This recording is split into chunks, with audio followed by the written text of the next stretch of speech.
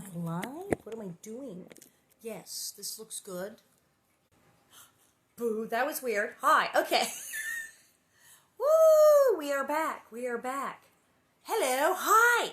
Can you hear me? Can you hear me? Yes, I think you can hear me today. It's Is it Christmas? Look, it's Christmas. I said it would be Christmas today because today's chapter is the Christmas horses and even followed immediately by A Merry Christmas. Chapter, what is that? What are we already on? 13 is Merry Christmas. So yes, it's Christmas already in Little House on the Prairie Land. Awesome. Wow, this is a big bonnet. This is getting a little bit Handmaid's Tale here. Little scary. Boy, that's a big butt. But it's very red. It's very Christmas. So I did. I busted out the Christmas decorations, got out the stocking and the thing, because it's like Christmas all the time.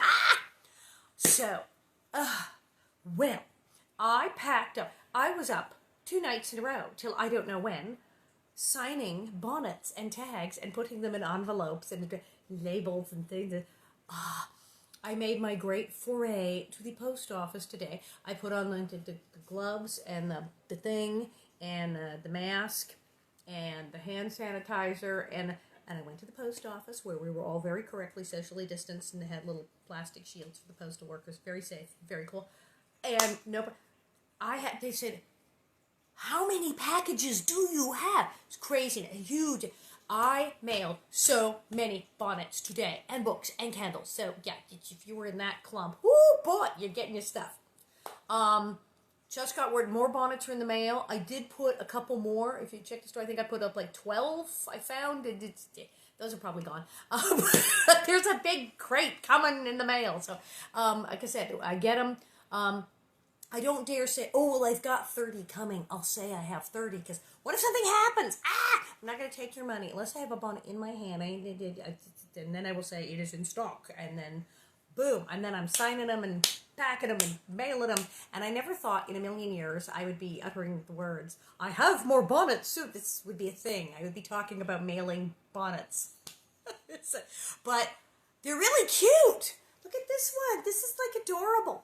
So, there you go. Bonnet. I'm in New York. If we weren't socially distanced, I'd help you. I know, it's like craziness. So, here we all are in the living room again. And we're doing chapter 12 and 13 because it's Christmas. Christmas. I love Christmas. And I have my tin cup of milk. And I have, what are these? These are, it's like a Hello Kitty that green tea. It's a dark chocolate and green tea cookie that I got at a Japanese grocery in downtown LA ages ago. Fabulous. I'll be like awake for days. It's like a caffeine Oreo. But tasty. I've been just told I look like a tulip. That's good. All right. Oh yeah. Drink more milk. Sorry. Indeed. I have the cookie in my teeth. The Christmas horses!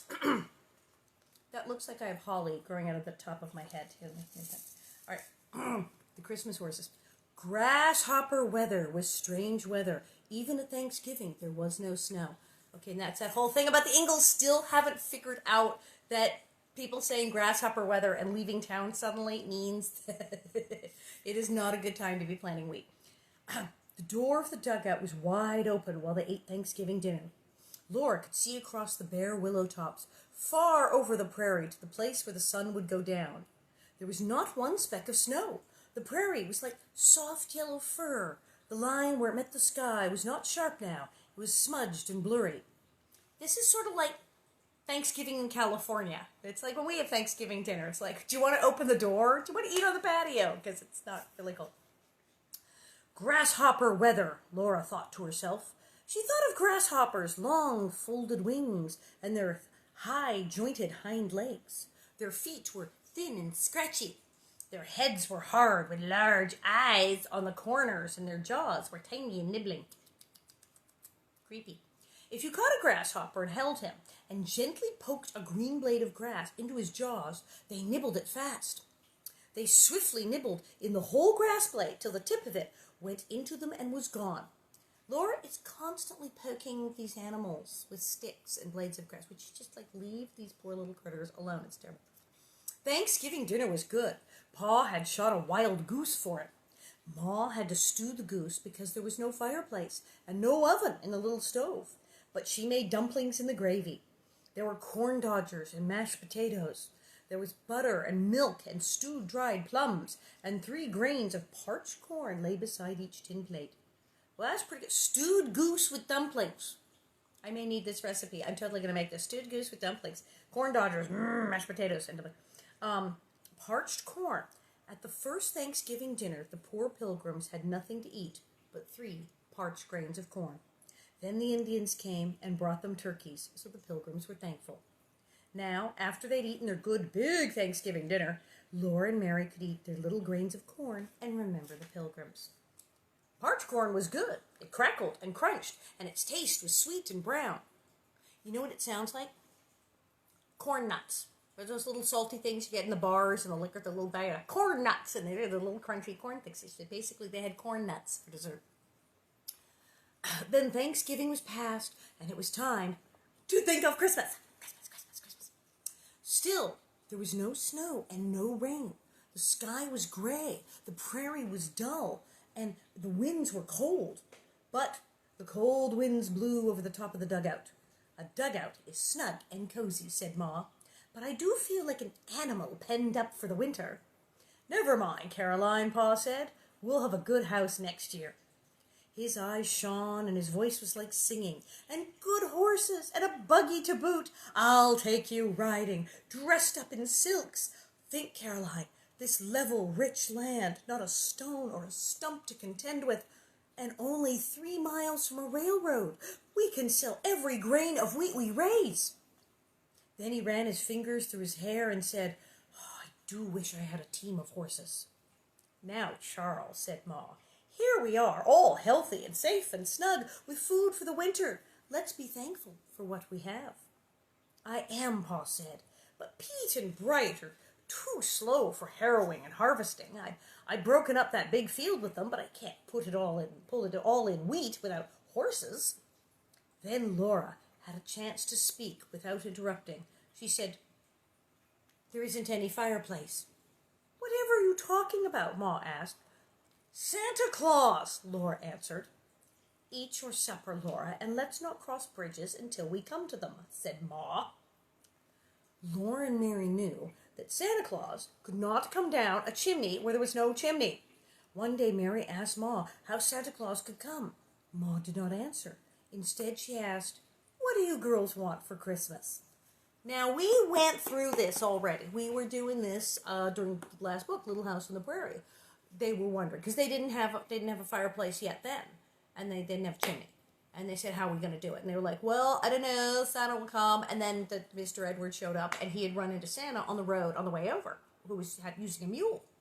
Now, I didn't have a fireplace when I was a little girl. We had the California fireplace. It didn't there was no chimney. But my mother explained that Santa could always get in. He could get the mail slot, windows, under the door. So, yeah, I don't know. You don't need, you don't need a chimney. Laura's obsessed with the chimney. She does not need one. What do you girls want for Christmas? She was ironing. One end of the ironing board was on the table, and the other was on the bedstead. Pa had made the bedstead that high on purpose. Carrie was playing on the bed, and Laura and Mary sat at the table. Mary was sorting quilt blocks, and Laura was making a little apron for the rag doll Charlotte. The wind howled overhead and whined in the stovepipe, but there was no snow yet. Oh, Santa can come down the stovepipe. Yes, he's Santa Claus. I know he's huge. He can totally come down the stovepipe. Nothing to him. Laura said, I want candy. Shockaroo. So do I, said Mary. And Carrie cried, Candy? Yes, that's what it says, Tandy, because we're already making fun of baby Carrie's speech. Dandy. And a new winter dress, and a coat and a hood, said Mary. So do I, said Laura. Oh, and a dress for Charlotte, and Ma lifted the iron from the stove and held it out to them. They could test the iron. They licked their fingers and touched them quicker than quick to the smooth, hot bottom. If it crackled, the iron was hot enough. This is a new game. Children, come burn your fingers. Ah! Let's play touch the iron. I mean, yeah, if you go, it goes sizzle, sizzle, but kind of dangerous, don't you think? Thank you, Mary and Laura, Ma said. She began carefully ironing around and over the patches on Pa's shirt. Do you know what Pa wants for Christmas? They did not know. Horses, Ma said. Would you girls like horses? Laura and Mary looked at each other. I only thought, Ma went on, if we all wished for horses and nothing but horses, then maybe... Laura felt queer. Horses were every day. They were not for Christmas. If Pa got horses, he would trade for them. Laura could not think of Santa Claus and horses at the same time. She's very limited in her Santa thinking. She needs to broaden her picture of Santa Claus. Ma, she cried, there is a Santa Claus, isn't there? Of course there's a Santa Claus, said Ma. She set the iron on the stove to heat again. The older you are, the more you know about Santa Claus, she said. You're so big now, you know he can't be just one man, don't you? You know he is everywhere on Christmas Eve. He is in the big woods and in Indian Territory and far away in York State and here. He comes down all the chimneys at the same time. You know that, don't you? Yes, Ma, said Mary and Laura. Well, said Ma, then you see. I guess he's like angels, Mary said slowly, and Laura could see that just as well as Mary could. Then Ma told them something else about Santa Claus. He was everywhere, and besides that, he was all the time. Whenever anyone was unselfish, that was Santa Claus. Christmas Eve was the time when everybody was unselfish. On that one night, Santa Claus was everywhere because everybody all together stopped being selfish and wanted other people to be happy. And in the morning, you saw what that had done. If everybody wanted everybody else to be happy all the time, then would it be Christmas all the time? Laura asked. And Ma said, yes, Laura. Now, see? Santa Claus is here all the time. When you're unselfish and you help other people and you want other people to be happy and get what they're doing, that's Santa Claus. And if we all were thinking about other people and trying to make them happy, would it be Christmas every day? Yes. Laura thought about that. So did Mary. They thought and they looked at each other and they knew what Ma wanted them to do. She wanted them to wish for nothing but horses for Pa. They looked at each other again and they looked away quickly and they did not say anything. Even Mary, who was always so good, did not say a word. That night after supper, Pa drew Laura and Mary close to him in the crook of his arms. Laura looked up at his face, and then she snuggled against him and said, Pa, what is it, little half-pint of sweet cider? Pa asked. And Laura said, Pa, I want Santa Claus to bring... What? Pa asked. Horses, said Laura, if you will let me ride them sometime. So do I, said Mary, but Laura had said it first. Pa was surprised. His eyes shone soft and bright at them. Would you girls really like horses? He asked them. Oh, yes, Pa, they said. In that case, said Pa, smiling, I have an idea that Santa Claus will bring us all a fine team of horses. Well, that settled it. They would not have any Christmas, only horses. Laura and Mary soberly undressed and soberly buttoned up their nightgowns and tied their nightcap strings. They knelt down together and said, Now I lay me down to sleep. I pray the Lord my soul to keep. If I should die before I wake, I pray the Lord my soul to take. And please bless Pa and Ma and Carrie and everybody and make me a good girl forever and ever. Amen. Quickly, Laura added in her own, inside her own head, and please make me only glad about the Christmas horses forever and ever. Amen. Again. It's awesome. She climbed into bed and almost right away she was glad. She thought of horses sleek and shining and how their manes and tails blew in the wind, how they picked up their swift feet and sniffed the air with velvety noses and looked at everything with bright, soft eyes. And Pa would let her ride them. Pa had tuned his fiddle, and now he set it against his shoulder. Overhead the wind went wailing lonely in the cold dark, but in the dugout everything was snug and cozy.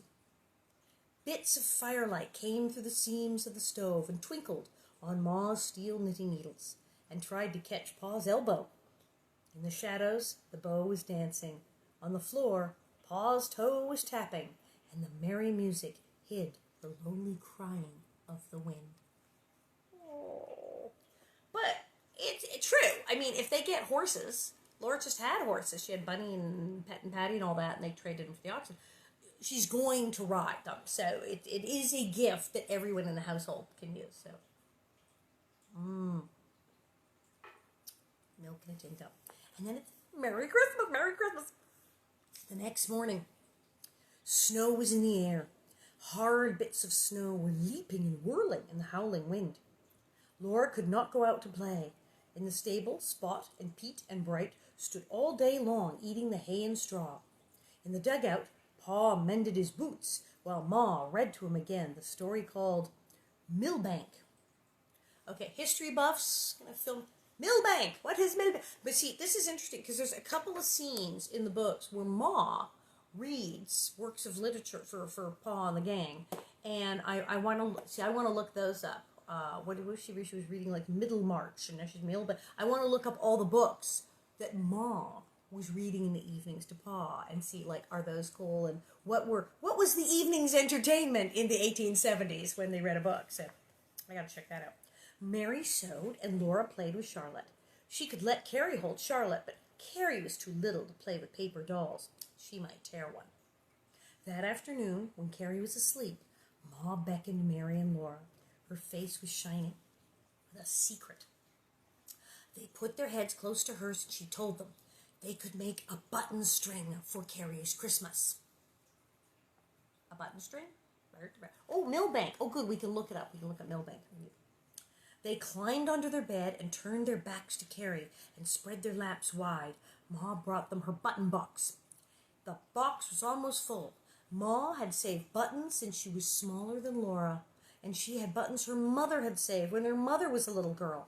There were blue buttons and red buttons, silvery and goldy buttons, curved-in buttons with tiny raised castles and bridges and trees on them, and twinkling jet buttons, painted china buttons, striped buttons, buttons like juicy blackberries, and even one tiny dog head button. Laura squealed when she saw it. Shh, Ma shushed her, but Carrie did not wake up. Ma gave them all those buttons to make a button string for Carrie. Now, this does not necessarily sound to today's children like an exciting gift, a button string, but a big deal. I was reading about this thing, the button string. The house they were in was so tiny, because remember they're in the dugout. And if you go to Walnut Grove, Minnesota, you can see where it was. It's all sunken in, but there's a rope marking it, the dugout. It was tiny. And one of the little house places has like a recreation, I think, of it. And there's a marvelous book, The Wilder Way, where it's quite funny. She describes visiting, and it's like, how did you turn your backs and make a button necklace and not be seen? Everyone was virtually on top of each other in this house. There's no room. There's no room to hide anything. Baby Carrie's like, here. It's like, don't look! Make a button. So I'm not sure how this works, this turning around, making a button necklace and hoping the person who's less than 2 feet away from you.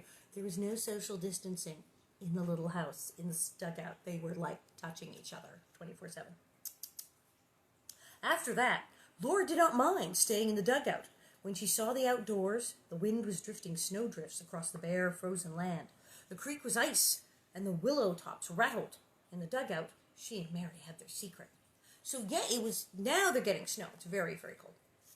Do you guys have buttons? I see some of you have buttons. I have a box of buttons, because I have an old sewing kit, and I have a box of buttons that belong to my Auntie Mary and Grandma and the whole bit. I have got some seriously old buttons. I have like this huge button collection.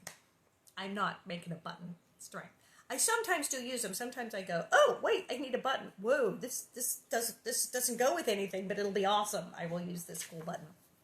I've been doing that with some of my masks. I do like a string with, and then bring it around with a button and loop it over the button to hold it. Because I'm sort of kind of crafty, I guess. I don't know, but there you go. Well, they played gently with Carrie and gave her everything she wanted. They cuddled her and sang to her and got her to sleep whenever they could. And then they worked on the button string. Mary had one end of the string and Laura had the other. They picked out the buttons they wanted and strung them on the string. They held the string out and looked at it and took off some buttons and put on others. Sometimes they took every button off and started again. A little particular about this button string. Okay. They were going to make the most beautiful button string in the world. One day, Ma told them this was the day before Christmas. They must finish the button string that day. They could not get Carrie back to sleep. She ran and shouted and climbed on benches and jumped off and skipped and sang. Poor baby Carrie. Happy birthday, baby Jesus. She did not get tired. Mary told her to sit still like a little lady, but she wouldn't. Laura let her hold Charlotte, and she jumped Charlotte up and down and flung her against the wall. Dandy! Finally, Ma cuddled her and sang. Laura and Mary were perfectly still. Lower and lower, Ma sang, and Carrie's eyes blinked until they shut.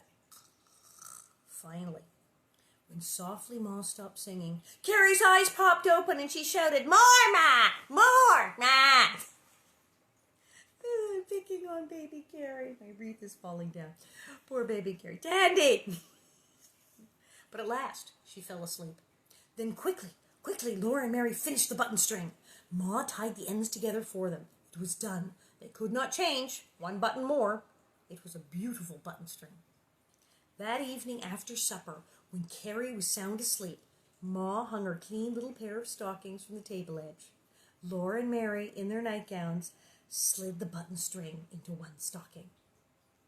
Then, that was all. Mary and Laura were going to bed when Pa asked them, "Aren't you girls going to hang your stockings?" "But Laura said, I thought Santa Claus was going to bring us horses." "Maybe he will," said Pa, "but little girls always hang up their stockings on Christmas Eve, don't they?" Laura did not know what to think. Neither did Mary. Ma took 2 clean stockings out of the clothes box, and Pa helped them hang them besides Carrie's. Laura and Mary said their prayers and went to sleep wondering. In the morning, Laura heard the fire crackling. She opened one eye the least bit and saw lamplight and a bulge in her Christmas stocking. It's not a horse. You can't put a horse in the Christmas. It's not a horse in the Christmas stocking. She yelled and jumped out of bed. Mary came running too, and Carrie woke up. In Laura's stocking and in Mary's stocking, there were little paper packages just alike. In the packages was candy. Candy, said Carrie. Laura had 6 pieces and Mary had 6. They had never seen such beautiful candy. It was too beautiful to eat. Some pieces were like ribbons, bent in waves. Some were short bits of round stick candy, and on their flat ends were colored flowers that went all the way through. Some were perfectly round and straight. It was Christmas ribbon candy. Did you ever get that? It would be little ribbons with like little, and there'd be purple and yellow and gold and red. It was gorgeous, but it would stick together. You'd put it in the bowl and it would all stick together. And you'd be a clump of hard candy. But delicious. Love the Christmas candy. In one of Carrie's stockings, one of Carrie's stockings were 4 pieces of that beautiful candy. In the other was the button string. Carrie's eyes and her mouth were perfectly round when she saw it. What a little doll. Oh, poor Carrie. Then she squealed, and she grabbed it and squealed again. Eee! She sat on Pa's knee, looking at her candy and her button string, and wriggling and laughing with joy. The button string was a hit. Who knew? Then it was time for Pa to do the chores. He said, "Do you suppose there's anything for us in the stable?" And Ma said, "Dress as fast as you can, girls, and you can go to the stable and see what Pa finds."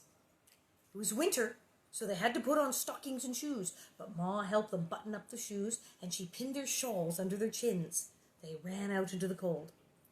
Everything was gray, except a long red streak in the eastern sky. Its red light shone on the patches of gray and white snow. Snow was caught in the dead grass, on the walls and roof of the stable, and it was red. Pa stood waiting in the stable door. He laughed when he saw Laura and Mary, and he stepped outside to let them go in. There, standing in Pete and Bright's places, were 2 horses. They were larger than Pet and Patty, and they were soft, red-brown color, shining like silk. Their manes and tails were black. Their eyes were bright and gentle. They put their velvety noses down to Laura and nibbled softly at her hand and breathed warm on it. Horsies. Wait, horsies. Horses. They're not like those little Mustang pony things. Well, Flutterbudget, said Pa. And Mary, how do you girls like your Christmas? Very much, Pa, said Mary. But Laura could only say, oh, Pa. She says that a lot. That's like Pa and his All's Well That Ends Well. Oh, Pa. Or as I used to make fun of Melissa Gilbert on the show. Oh, Pa. Girl had some teeth. Girl had some serious teeth when she was a kid. I did too. You know, we both had to have braces. We were both like, major teeth issues. Oh, Pa. Pa's eyes shone deep, and he asked, who wants to ride the Christmas horses to water? Laura could hardly wait while he lifted Mary up and showed her how to hold on to the mane and told her not to be afraid. Then Pa's strong hands swung Laura up. She sat on the horse's big, gentle back and felt its aliveness carrying her. All outdoors was glittering now with sunshine on snow and frost. Pa went ahead, leading the horses and carrying his axe to break the ice in the creek so they could drink. Brr! Brr! Can you imagine? How cold is that? Oh, you want some water? Here, let me go shatter the ice with an axe so you can have a drink of water. That would be freezing, freezing cold. Oh, my God. Brr! The horses lifted their heads and took deep breaths, and whoosh, the cold air out of their noses. Their velvety ears pricked forward, then back and forward again. Laura held to her horse's mane and clapped her shoes together and laughed.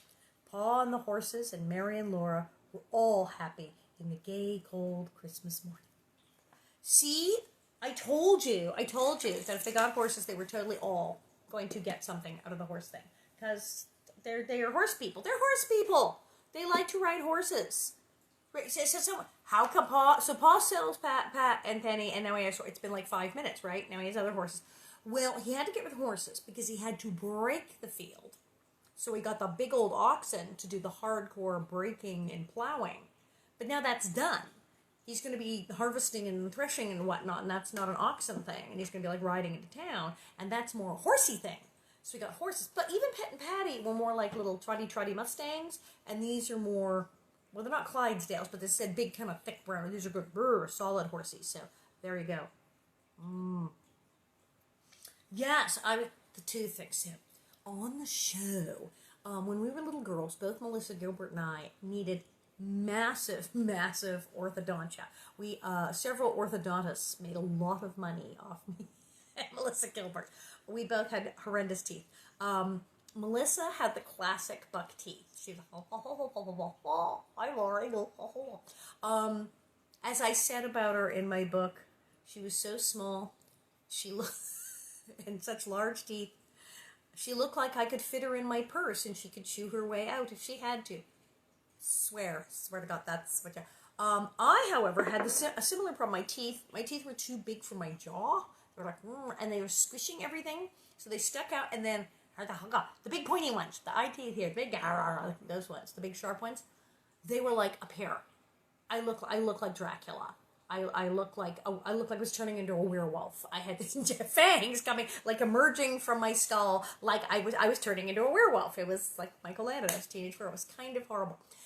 So they ripped out teeth back here and shoved everything back, and we had retainers and braces, and she had the same thing.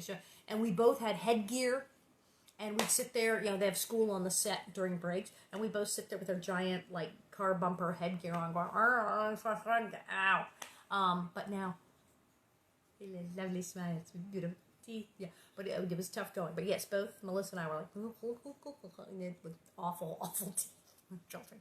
You see, we'd lived in the 1800s, we would have been a mess. We'd have been a mess. So luckily, we were in the modern era. What day is it? It's the 28th. 28th. National Blueberry Pie Day. Don't have any blueberry pie. Oh, National Superhero Day. I think that's our doctors and our nurses. Brave people down at the hospital. Great Poetry Reading Day. That's good. National Bravehearts Day. And Workers Memorial Day. Well, these are all pretty good. These are good. That's nice. Tomorrow's National Zipper Day. Oh, good. It's shrimp scampi tomorrow. Now I know what I'm having for dinner. So people send me things. So jewelry and stuff. It's like Christmas here. Nancy was just messaging me. Nancy, I can't say her last name. Beverver Dzicki. Anyway, it looks like she's in Georgia. And Nancy was just messaging me going, did you get the jewelry? She makes stuff.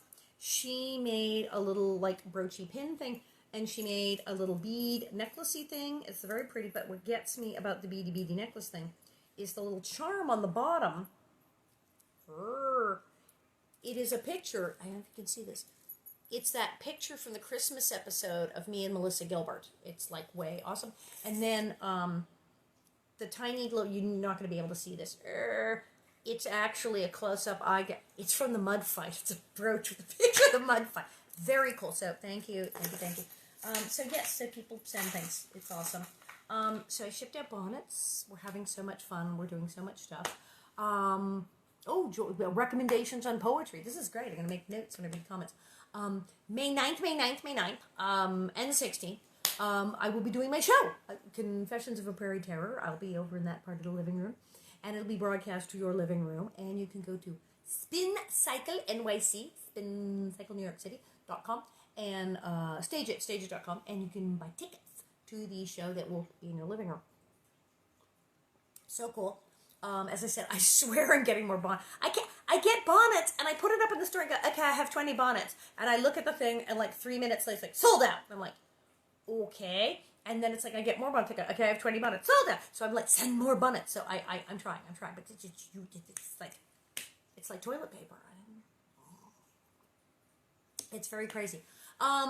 So we're having a good time here. The weather's very nice in California. It's a little hot, actually.